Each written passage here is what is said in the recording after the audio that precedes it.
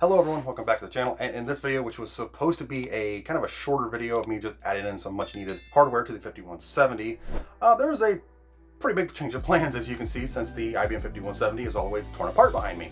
There's a bit of a snafu-ish issue that popped up, which, you know, again, resulted in me having to tear it apart. So first we're going to talk about what happened, then we're going to power test this thing, make sure everything still works, reassemble it again, and then we can get to installing the much needed updates to this thing. So yeah, let's get started. So the issue that popped up is kind of a cascading domino-ish effect from what could have been a much larger problem, which luckily in my case didn't happen technically. So long story short, I live in the Midwest and we had some really big heavy rainfall storms up north, which all that water was coming down south through all the rivers and streams and creeks and that kind of stuff. Anyway, it resulted in the good chunk of the northern part of my state, basically a lot of towns were flooding, especially towns that live near rivers and streams. There was reports of people's 7-8 foot tall basements, foundations breaking, full of water. Basically, you know, it was a terrible thing that happened all the way around. And because all that water was coming south, it did get, and I do live somewhat near a river, it did get me a little concerned that if the water kept getting as high as it was getting, and could have gotten had we got a lot more rain that they were possibly talking about, that I would find a bunch of water in my basement, which of course with everything that I have down here did have me a little concerned. Now luckily I never got any flood water in my area, in my immediate area anyway. There was some houses nearby that did get some flood water, but nothing too, you know, on the extreme. It was just a little bit from like tilage overflows and that kind of stuff. But in a weird twist of fate, I actually did have a water problem in my basement. That was, I had a water line start spraying water and leaking everywhere. Okay, I apologize for the mess you see behind me. This was all organized at one point, but basically all that blue looping PEX is not supposed to be that way. It's actually all supposed to be cut and straight angled and lines and all that kind of stuff. This was just, it was leaking really bad to the point where I had to shut off my water completely and had to have my dad up here, get some PEX, crimps and all that kind of stuff, and just do this real quick patch fix just to get water into the, you know, flowing through my house again. Plumbers are going to look at that and go, oh my God, why did you do that way?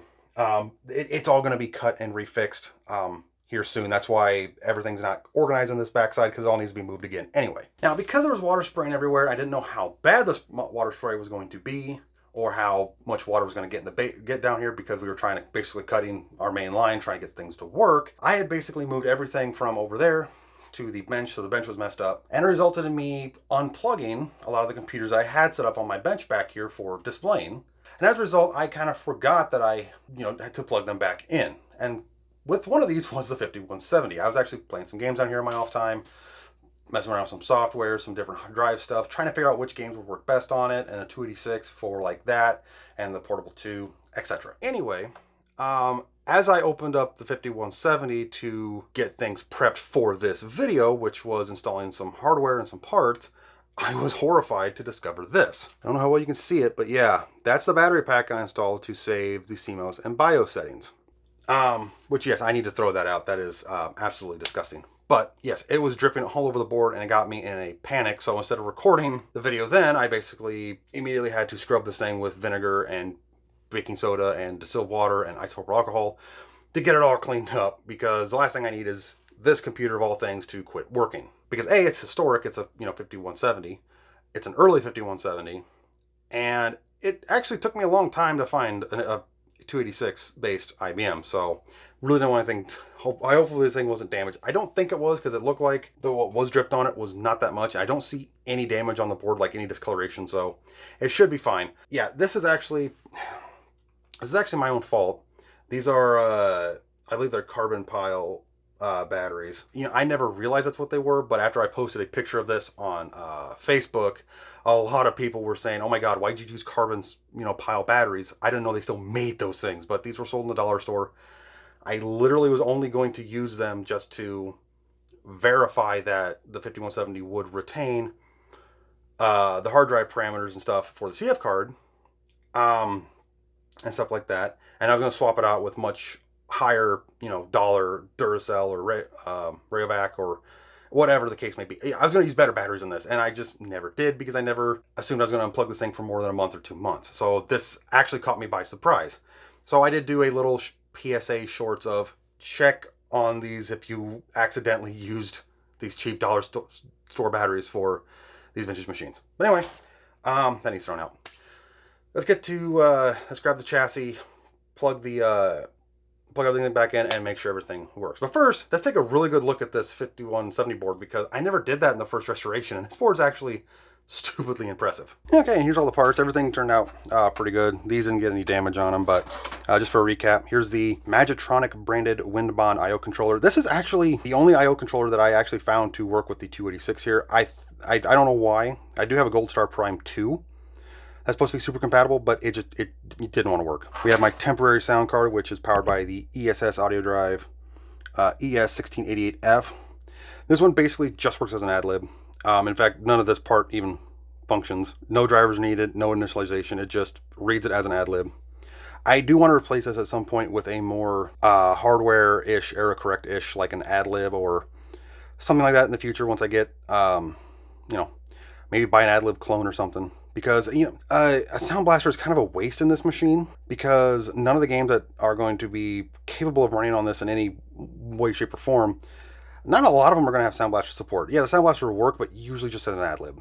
We have my gorgeous IBM EGA card without the RAM expansion, but I don't really need it because this is actually set to low-res EGA, which is basically 16-color CGA mode. Essentially, it's acting as a CGA card technically.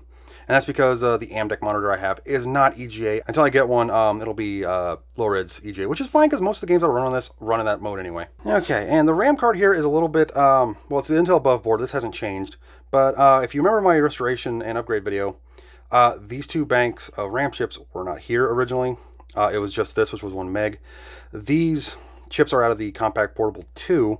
This was actually part of the upgrade I wanted to do with this, was to go from 1 meg add-in to 1.5 meg add-in, because this board only has 256K technically working on it, so it was going to backfill. That way I'd have a full meg plus. I don't remember actually how much it's supposed to be. We'll have to see when I power this thing up. But yeah, this was actually supposed to be one of the updates, so I actually don't know if any of these chips work or will add into the RAM. We'll have to see when I plug it in. Yeah, it's a stupid way to test a RAM chip, but I don't have a RAM tester yet. And then the CF to IDE adapter with my, I actually have it labeled.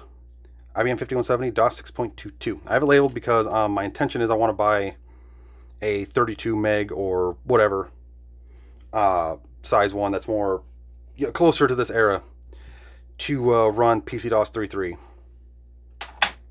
I do have a 64 meg one, but I had a piece of paper that I wrote down. I plugged this into my 46 and then did the auto disk check to see what the parameters were. I don't remember what it was, so I'll have to do that at some other point. I have the 5170 board, and yeah, I didn't get any good shots of this when I did the restoration. I kind of forgot to record it, but yeah, I am just completely blown away by just the size of this board here. We have the 26-6 CPU there, and the clock and the oscillator. Now, what's really neat is that apparently if I pop this out and replace it with an 8 megahertz one, and replace that with a 16 megahertz crystal, it'll be at 8 megahertz 286, which I would love to do at some point, but that's all yeah, way future stuff. The weird piggybacked RAM, which something in, I believe it's this last column here, has a dead chip in it. So I need to buy at least 1 or 2 of these chips, which I think you can still get online somewhere, and just one at a time swap them out until I get the full 512K. There's the 4 RAM sockets and the updated ROM, which is the Award BIOS. I don't know why I said Phoenix at some point, I think. 3.22, which is actually really compatible. And I never noticed it when I was actually doing the cleaning on it, but there's been some patchwork here. In fact, really weird patchwork. Like really well done patchwork. Like I would almost say that was done like professionally. Because it looks like it gets drilled through there, through that test port or that test pad, and then brought up to this chip here. I don't know what this chip does. It might have something to do with the RAM or the ROM, but yeah. Anyway, let's test it. Fingers crossed everything still works. In fact, the corrosion on top of this little, whatever this little thing is. There's nothing left on it now, so everything should be good. Again, let's power test it and make sure everything works. And then we can get to the upgrades, which I already talked about one, which is the RAM card, so spoiler. This little holder tab, I fought with this during the original restoration too. It keeps popping out. I mean, I'm sure it's probably a 3D print of it somewhere, but I did realize a problem, and that is that I don't fully remember the parameters for the CF card, because without that battery, it's not going to save it.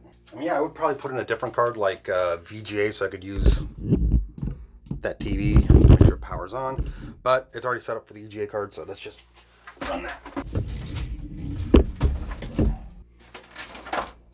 I'm still wanting to figure out if this is fully a CGA or fully EGA, because, you know, maybe there's something wrong with the board and it won't display EGA correctly. I don't know. All right. Fingers crossed that it gives me a boot of some kind.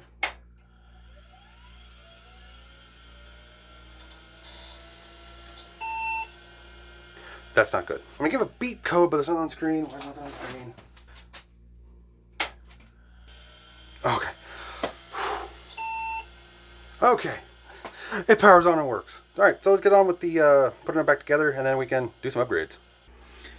Okay, sound card was, I believe, that one there.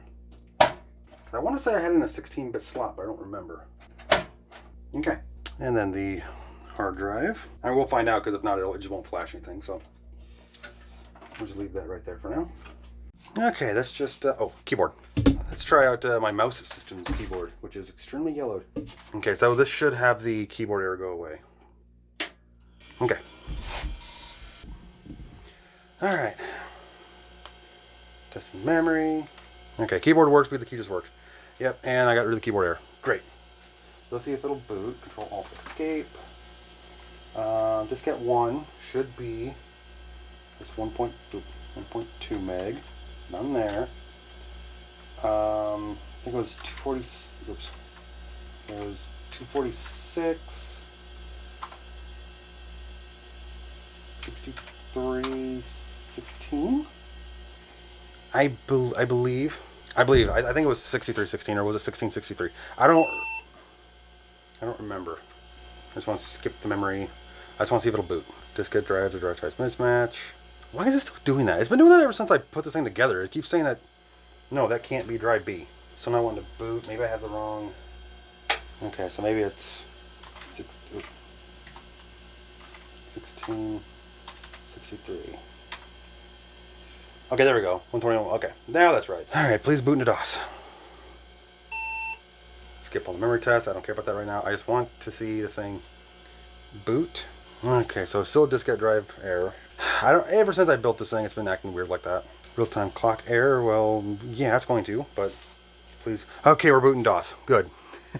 It didn't kill the machine. This keyboard's not much better than the last one. Okay, good. On with the updates. Okay, so the first upgrade I want to talk about is one that I've already spoiled, because I talked about earlier when I was showing the cards and all that kind of stuff as a recap, was the RAM card. And that is that I actually added more RAM to it. These are the 41256 chips that I pulled from the battery damaged portable 2 board. And I noticed that they were the exact same ones that were on this already. So I decided to pop them on here and see if I could increase the RAM a little bit. So this originally had 1 meg of RAM on it. So now this gives it a 1.5 megabyte of RAM. And my kind of logic for doing this is because it's already pulling 384K off of this board to backfill the machine to 640, which gave me 640K of RAM on top of 640K. So it was like 1.2 something. So with an additional 0.5 mega RAM means I'll have 1.2 megabytes to add on top of the 640K. So it should be a total of like 16 something kilobyte of RAM.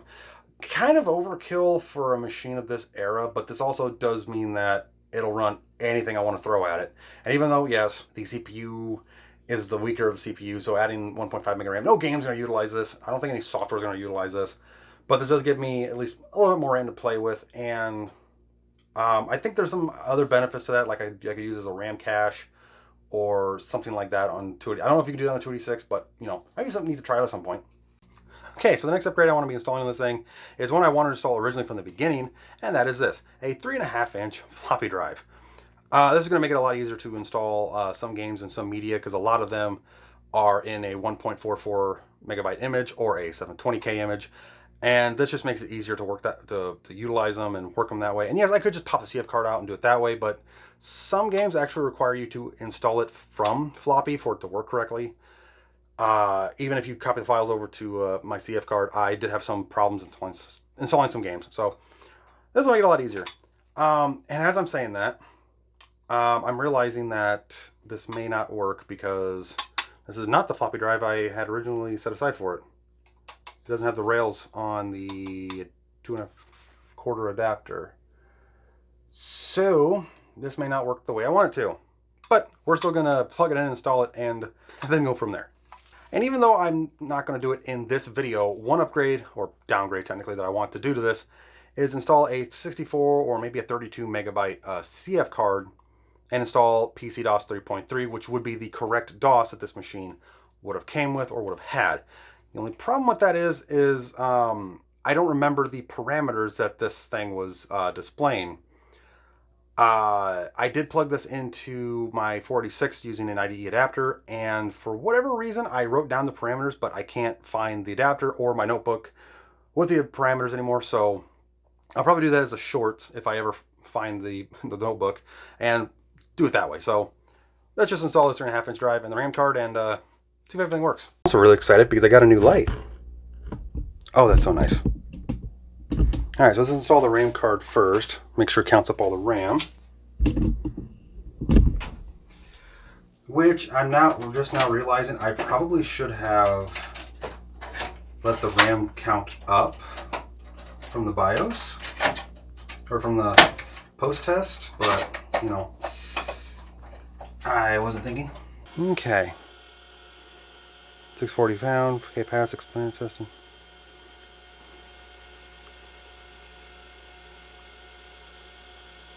Whoa, it's counting up. What? It just detected it? No way. Sizing extended memory. Yeah. Backfilled 640K, so that's 640K plus an additional 1024, so 1660. That's found it all? Really? I know the battery's dead, but boot disk failure. Oh yeah, because the battery. Okay, well either way, it tested the RAM. So now let's try this hard. Okay, so that's because the CMOS battery's dead and it was off for too long. So now let's just plug this in. I want to see if it'll even read something. So now ideally this will just work. I hate these cheap flimsy adapters because the cables wiggle around in there, and trying to get it lined up right, it's just a pain in the butt. So I only want to do this once. So diskette 1 should be 1.4. That should be 1.2. Hey, I got no diskette errors at a time. Everything's working right. Okay, so now let's see if it'll read a. I mean, yeah, there's no way that Windows 98 Rescue Disk is going to work, but let's just see if it'll directory.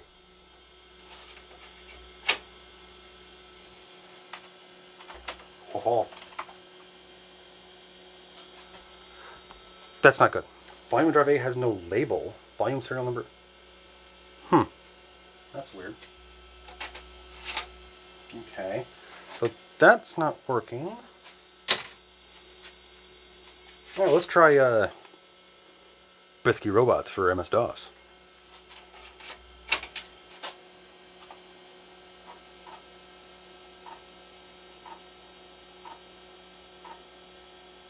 What?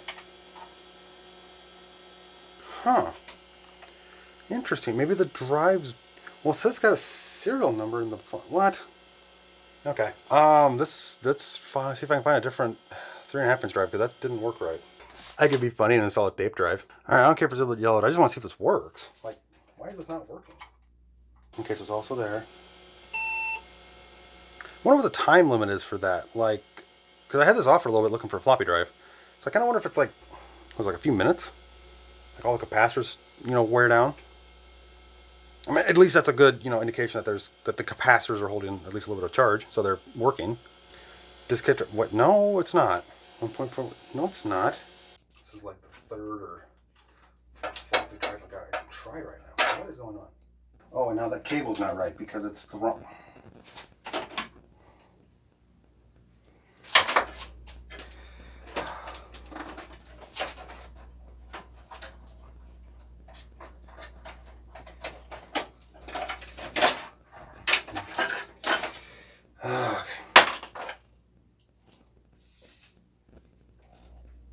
Not gonna reach.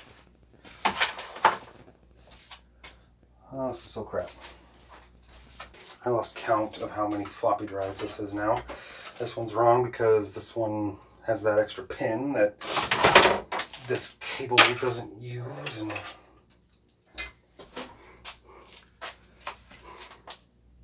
oh, this is so silly because this one has that extra pin too. Oh no, it doesn't. Oh, okay. Like seriously, this is like the 5th floppy drive I've tried. There's always been something weird. Yeah, I know it's the wrong color because it's blue, but you know, I just want to see it read a 3.5-inch floppy. I'll find the correct one later. Why am I still getting that? Unless it's a thing where this B drive isn't a... Okay. Let's try pesky robots.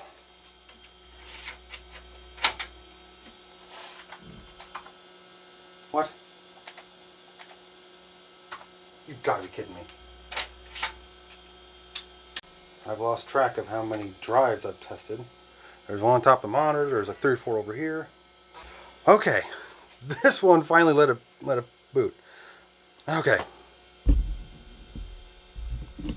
Okay, so this is the one that I just showed earlier, and this one is another one that's in another adapter, but I don't remember what it came from. But it at least didn't spit out any errors. So, will this one read something?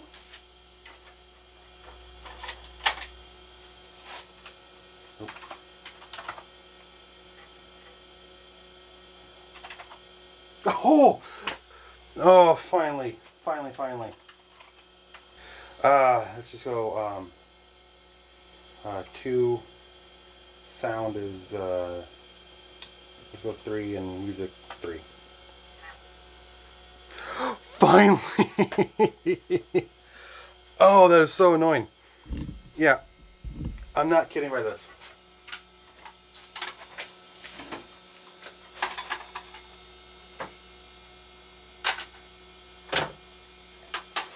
I've tried all of these floppy drives and they were all given weird random issues. They wouldn't read. Oh. Good. Okay. So it'll read 1.44. Will it read 720K? It should. I mean, they're kind of compatible. What? Has no label?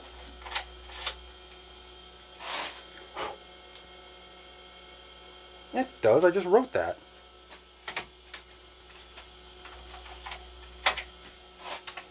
Retry. Okay. So it read... Ooh, it doesn't read 720... Ooh. Let's try that again. Yeah, it's not reading... It's not reading 720K. That's not good. Do I have a 720K? I have Lotus 123. I can just try to see if it works.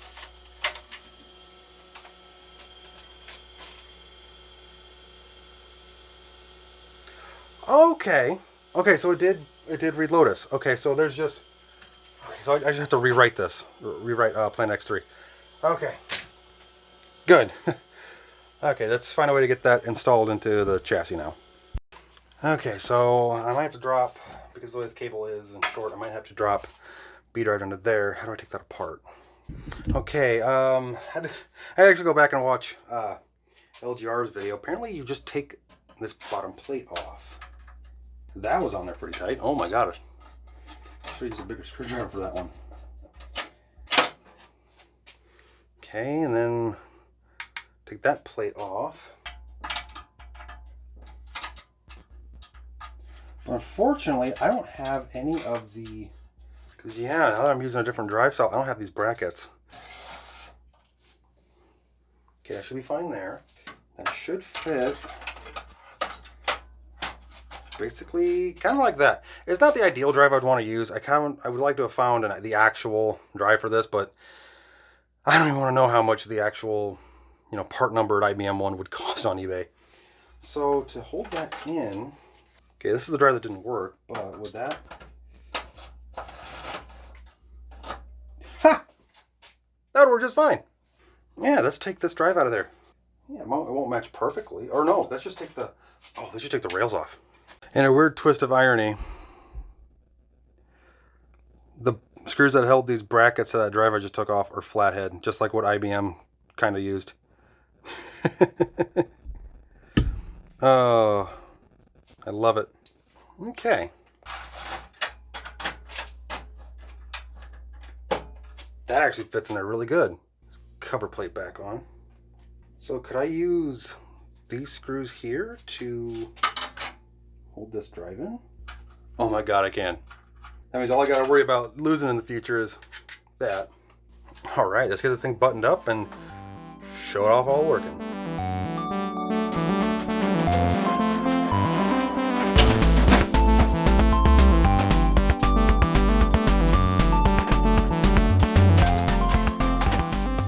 How big this computer was, it won't even fit all the way on my bench. Okay, that's strange. For some weird reason, I have to have this set to B and I have to set to A. Something's not right here.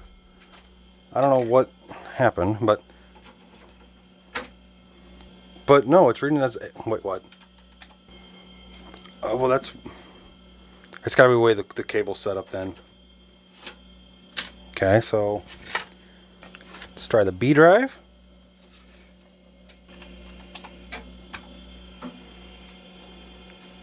And B drive's working. Awesome. I don't know if Checkit's going to run the right stuff, but installed hardware. 286 extended. Okay, EJ 80 by 20. Okay, everything's working good. Good.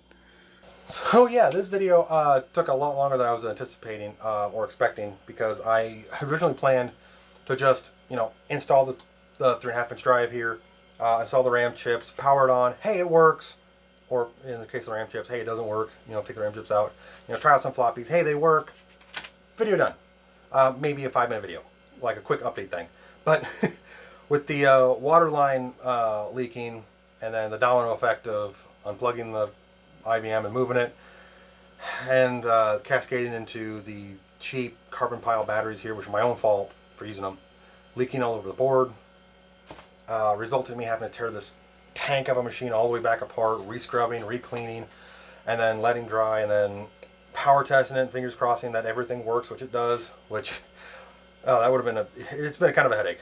And on top of that, none of the 3.5-inch drives that I plugged into this thing would work correctly. In fact, I think I tried 5 or 6 so far, which really surprised me because I could swear I tested most of these. But yeah, until I got one that finally worked and would read a 3.5-inch floppy, and I decided to just throw that in here and use it. But to be honest, this is not the 3.5-inch drive I originally intended for this machine. I had another one set aside that was kind of this color. The drive was this color, if I remember correctly anyway. It's actually been a while since I've done it. But I found a set of plastic guide rails that I put on there. The drive was torn apart, lubed, cleaned up, and fully ready to go. In fact, I actually swapped it and put it into my 486 machine, and I used that to format and write Planet X3 at 720K and Pesky Robots at 1.44. Yeah, I don't know why Planet X3 is not reading, because it did on the 486, which it might just be because that indicator hole is open. I think I had a piece of tape on it. But anyway, yes. This thing is done. It's reading. It has a working 3.5-inch drive, working 5.25 drive. Everything's working the way it should. It's reading floppies just fine. It did read another 720K drive that was double density, so it's working just fine. So this thing is as done as I am actually going to get it. In fact, this is how I wanted to have it be during the last update video when I put the ad-lib card and the RAM card and all that kind of stuff in it. So, you know, meg-and-a-half of RAM, standard 3.5-inch floppy plus 5.25 floppy. It's a 1.2 meg one, so it's a little limited that I can't really write 360K images with it. I mean, you can, but there's some caveats there. But yeah, it's as done as it's going to be. Obviously, I do want to swap out the sound card for an actual ad-lib at some point, whether it's a clone or I get that ad-lib gold recapped and test it out to make sure it works. And maybe an Ethernet card, because maybe I could network that with the Compact Portable 2 and the 46 and maybe some other retro machines and have like a little retro network. You know, that could be something I could try and do. But yeah, for the most part, it is basically as done as I originally planned when I first started the restoration of this. And I'm really happy for that, because now it's going to make it so much easier to put software on here, play some games. Yes, it has the CF cards I can just pop into my computer, but there's a couple weird games that did not want to install quickly if I did it that way. I actually needed to install them to floppy first and then install them to the hard drive. But yeah, that's all the fun of messing with these retro machines, is finding all the little quirks and caveats with them. I will say the only, not really upgrade, but downgrade I'm going to be doing to this in the future is I'm going to be buying a couple of them anyway, of 32 megabyte CF cards, because I want to install PC-DOS 3.3 into this machine so it has the correct operating system that it would have had when it was new. Mainly for historical reasons, when I do any retro reviews of this machine and stuff like that. There's no real benefit. I mean, it would be better to actually keep 6.22, but DOS 3.3 has a lot less RAM overhead, so it uses a lot less conventional RAM, so it has a lot more left over for stuff. But yeah, that's all, you know, future video stuff. Because honestly, for that, I would love to find either a second 5170 that's more original, that doesn't have the updated BIOS, that doesn't have the aftermarket RAM card, but it has the factory RAM cards to do a historical thing. But if I can get by with this, but that's a kind of a future wishful dreaming kind of thing that I find another one. But because right now I'm more than happy with the fact that I have one that works. So yeah, that being said, thank you all for watching this video. I really hope you enjoyed it. If you have any thoughts or questions or comments about the 5170 here, or if you have a machine where you're using these cheap carbon pile batteries for its BIOS memory saving, please check on them like I did in the PSA short, because you never know. The other thing I want to do for this is I want to find an original keyboard for this. I do have a IBM Model M, that's PS2 version. I do have a PS2 to AT adapter, but I do want to get the IBM Model M for this. That way it's, you know, more IBM than it is. And I would absolutely love to find the 5153 or any type of EGA monitor for this. I know technically I don't need it for running games and stuff like that, but it would make it a lot easier for me to just switch the card back into full EGA mode and then not have to worry about trying to remember like command line calls to switch the game into low-res EGA mode. But yeah, with that being said, thank you all for watching this video. Really hope you enjoyed it. Comment down below if you have any thoughts or questions about this machine or any of the updates or upgrades I did or any of the headaches I had with this. I'd love to hear about them. If you know any specific games that work perfectly on a 6 MHz 286, let me know so I can try and test them out and then play them. Maybe do a review on them. And I'll see you all in the next video. Thanks for watching.